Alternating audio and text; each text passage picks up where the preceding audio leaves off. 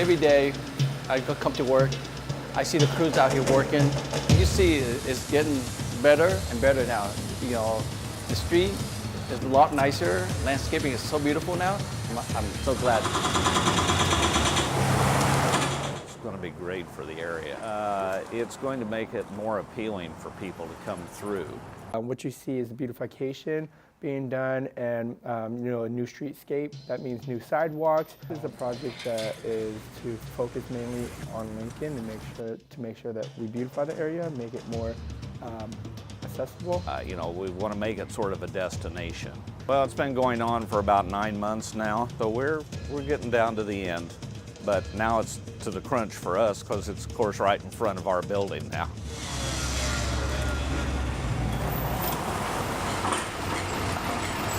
We didn't know how long this project lasts this long. It hurt business a lot in this area.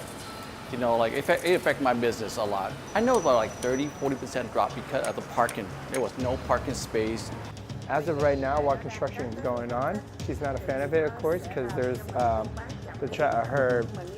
clientele has gone down a little bit.